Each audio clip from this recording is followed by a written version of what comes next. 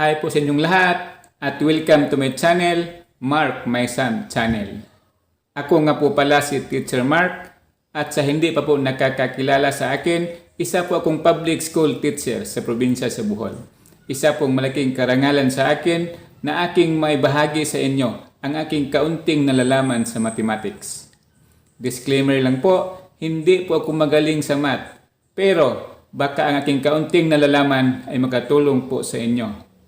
Kaya sana patuloy niyo pong panoorin at suportahan ang aking mga video. So, huwag na nating patagalin pa. Let's get started.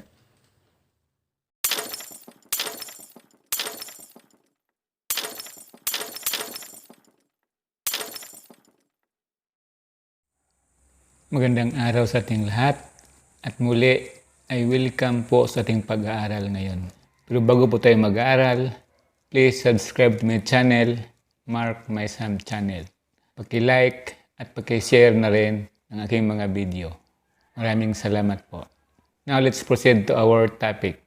Our topic for today's lesson is solving multi-step problems involving multiplication of decimal. So what is the solving multi-steps problem involving multiplication of decimal?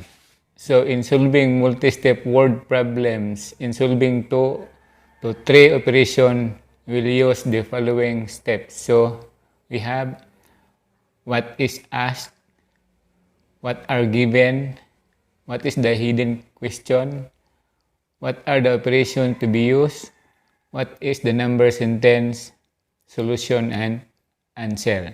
So these are the steps to be followed in solving word problem involving 2 to 3 operations used. So kailangang malaman natin kung ano ang tinatanong, kung ano yung given, kung ano yung mga hidden question, anong operation ng ating gagamitin, kung ito ba ay plus, kung ito ba ay minus, or ito ba ay multiplication. Then, dapat marunong tayong gumawa ng number sentence. Then, solution and answer to our problem. So, paano ba kunin ang hidden question? So, ano ba ang hidden question? So, hidden question is a question we need to identify in solving multi-step word problem. So, ito po ay kailangan nating ma-identify sa ating problem. Kailangan po itong malaman natin kung ano ang naka-hidden question sa ating problem para ating malaman kung ano ang sagot. In determining the hidden question, so we have combine the two word problems, remove the question from the first problem. So meron pong question doon. Then, the question you remove is the hidden question at yun na po yung hidden question. So magbigay po tayo ng halimbawa. So ito po ang ating example. Number 1, Bettina bought 3.5 kg of rice at 40 a kilo. 2 kg of fish at 180.50 and 4 bottles of soft drinks at 34.75 each. She had 1,000 pesos. How much money was left after paying? So ito, here are 2 word problems. Number 1, Bettina bought 3.5 kg of rice at 40 pesos per kilo, 2 kg of fish at 180.50 pesos, and 4 bottles of soft drinks at 34.75 pesos each. So, the first problem is how much did she spend in all? So, yung lahat ng kanyang binili, yung rice, yung fish, at saka yung soft drinks, how much did she spend in all? So, magkano lahat ang mga iyon. So, ito po ang ating first problem. Yung binili niyang rice, yung binili niyang fish, at yung soft drinks, magkano po yon lahat? How much did she spend in all? Number 2 is, she had 1,000 pesos. How much money was left after paying? So, the second problem. So, the hidden question is, how much did she spend in all? Yung nandun po sa first problem. Yung magkano lahat ng kanyang binili. how much did she spend in all? So, yun po ang hidden question. At yung tanong sa ating problem ay how much money was left after paying. So, kung alam na natin kung magkano lahat yung kanyang binili, so malaman na rin natin kung magkano ang kanyang change after paying 1,000 pesos. So, the hidden question of this problem is, how much did she spend in all? So, ganun po ang pagkuha ng hidden question of a problem. So, example number 2, mother bought 3 kg of sugar at 23.70 per kilogram and 2 kg of rice at 21.50 per kilogram. How much change did she receive from her 500 peso bill? So ito, the first problem, mother bought 3 kg of sugar at 23.70 per kilogram and 2 kg of rice at 21.50 pesos per kilogram. So how much did mother pay for the 3 kg of sugar and 2 kg of rice? So that is the first problem. Second problem is, how much change did she receive from her 500 peso bill? So the hidden question is, how much did mother pay for the 3 kg of sugar and 2 kg of rice? Or how much did she spend in all? So kung magkano po kanyang babayaran doon sa 3 kg of sugar at 23.70 per kilogram and 2 kg of rice at 21.50 per kilogram, yun po ang hidden question. So, how much did mother spend in all doon sa sugar at rice? So, yun po ang ating hidden question. So, ang talagang question sa ating problem is, how much change did she receive from her 500 peso bill? So, kung alam na natin ang sagot doon sa ating hidden question, kung na po magkano lahat ng kanyang babayaran doon sa sugar at saka rice, so alam na din natin kung magkano ang kanyang sukli doon sa kanyang 500 peso bill. So hanggat hindi natin malalaman ang hidden question at ang sagot doon sa hidden question, ay mahirapan tayong magsagot sa problema. Pero kung alam na natin ang hidden question at ang sagot doon sa ating hidden question, so very easy na po ang pagsagot ng problem. Katulad nito, kung alam na natin kung magkano ang babayaran ng mother doon sa 3 kg of sugar at 23.50 per kilogram at 2 kg of rice at 21.50 per kilogram, so alam na rin natin kung magkano ang kanyang sukli doon sa kanyang pera na 500 peso bill. So ganun po ang pagkuha ng hidden question. Sana po ay inyong naintindihan.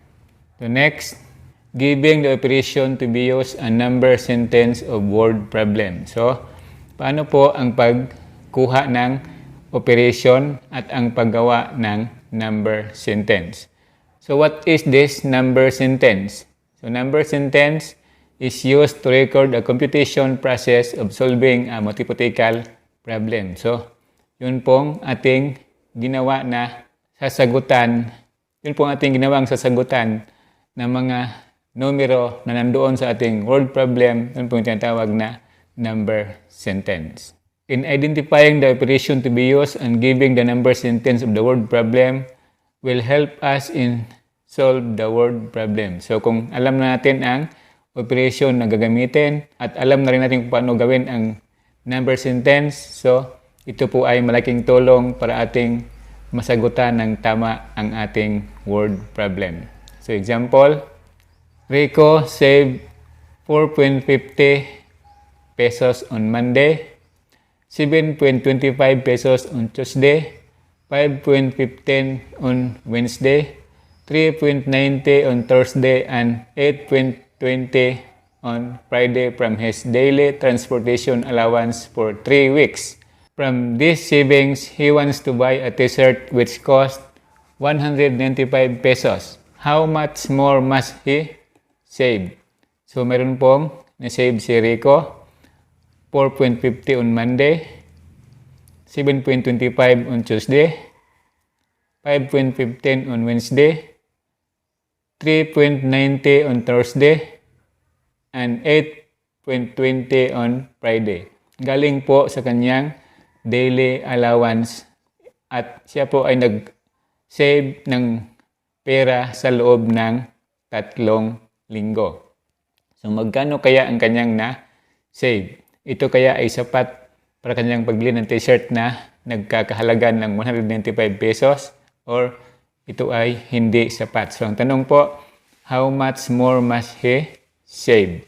So ito, operation to be used, addition. Ang addition po, ito po yung pagtotal ng kanyang lahat na save. Yun po ang addition.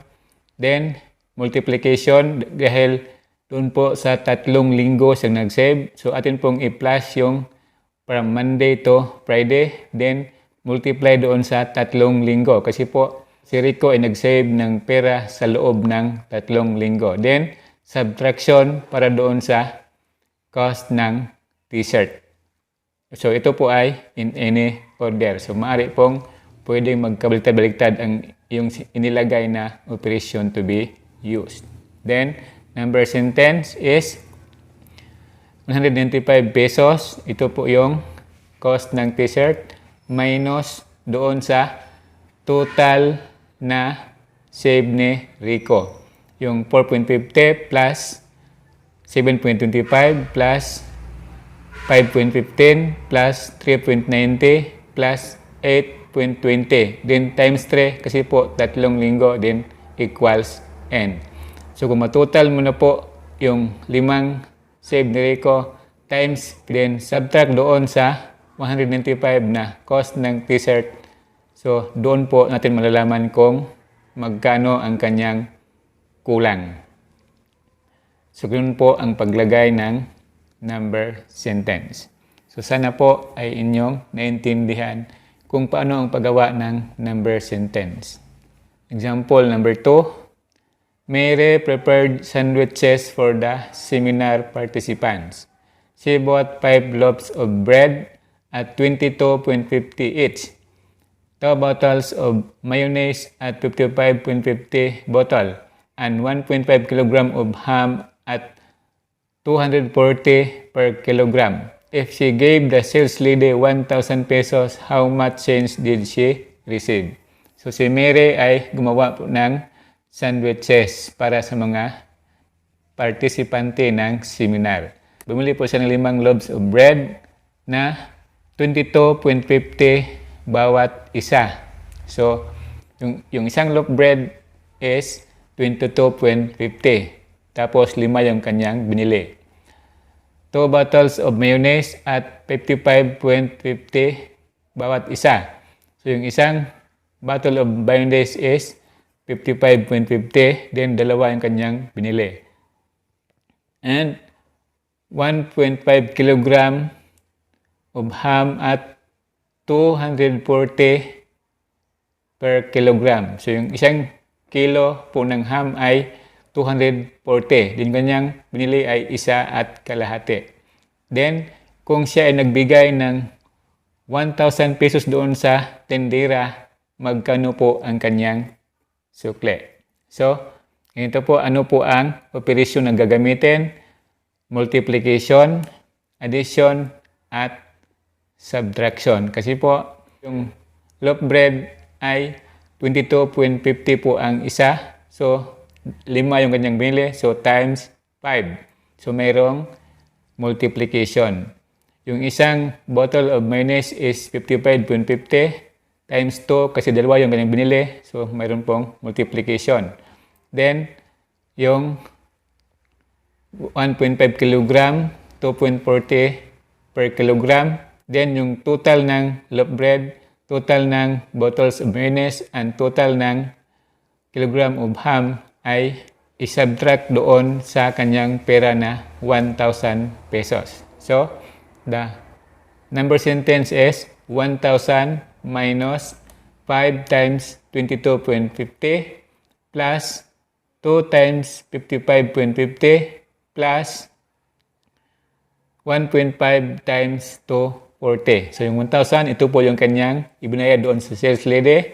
22.50 times 5 plus doon sa 2 times 55.50 yung mayonnaise, din plus doon sa 1.5 times 2.40 na kilogram of ham. So ito po yung number sentence. So ganun po ang pagkuha ng number sentence at yung operation to be used. So sana po ay inyong naintindihan. Sa ngayon, hanggang dito na lang po muna tayo. At kung meron po kayong katarungan sa topic na ito, paki-comment na lang po sa comment section at tiyak ito na ating pag-aaralan. At kung hindi ka pa nakasubscribe sa aking channel, sana po ay mag-subscribe ka. Paki-hit na rin po yung notification bell at piliin yung bell all para mag-notify sa iyo kung meron akong mga bagong upload. Maraming salamat po sa iyong panonood at pagkikinig. God bless and have a nice day.